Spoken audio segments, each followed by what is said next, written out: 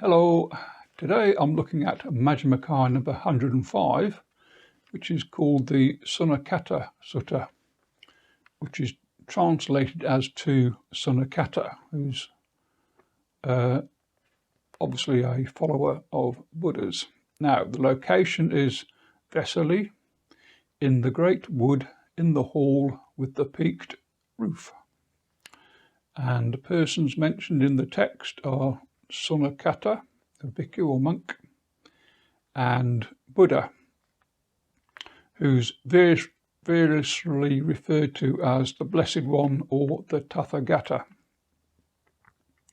Now, the sutta starts with Sunakhatta asking Buddha if those bhikkhus or monks who declare themselves to be liberated from the round of rebirths, is it true? And Buddha replies, it is true in some cases. In other cases, it is mere conceit. In the latter case, the Tathagata should teach them the Dhamma, but not all are prepared to listen. Sunakhatta suggests that perhaps this is the time to teach the Dhamma. If spoken by the Buddha, surely the bhikkhus will listen and remember it. And so the Blessed One said this: there are 5 chords of sensual pleasure, that chords, C-O-R-D-S, chords of sensual pleasure, that are all wished for, desired, agreeable, and likeable, connected with the sensual desire and provocative of lust. That is, forms recognized by the eye, sounds recognized by the ear, odours recognized by the nose, flavours recognized by the tongue, and objects recognized by the body's touch. There are some fixated on worldly material things.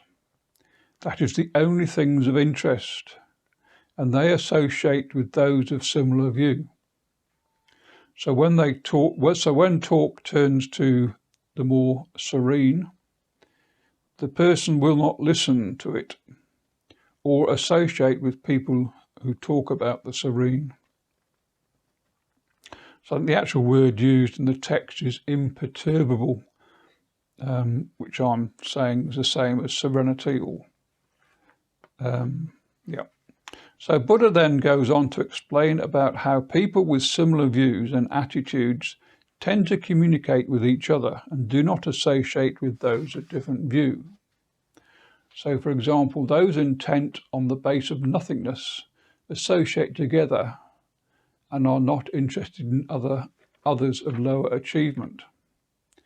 And those intent on the base of neither perception or non-perception associate with each other and are not interested in those of lower achievement. And those intent on nibbana only talk concerning that interests them. Other talk does not interest them. They do not find satisfaction in that of others who have not thrown off those fetters. But here Buddha warns about the possibility of relapse drawn in by the 5 senses.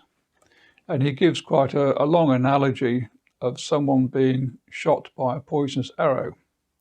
Even though a surgeon has removed the arrow and the poison, the person should still take great care that the wound does not become reinfected and bring about the person's death. For it is death in the discipline of the Noble One when one abandons the training and reverts to the low life. So it's not a given that having reached towards Nibbana, that relapse does not occur. But Buddha continues, if the person is not drawn into the craving through the 5 sense pleasures, then he will not incur death and deadly suffering.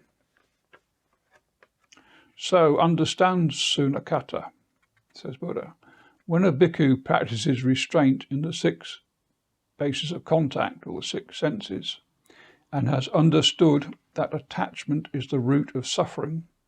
So if liberated by the destruction of attachment, it is not possible that he would arouse his mind towards any object of attachment.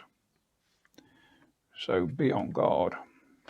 Now this is what the Blessed One said, and Sunakhatta was satisfied and delighted in the Blessed One's words. And that's the end of Majjhima number 105, the Sunakhatta Sutta. Thanks for watching.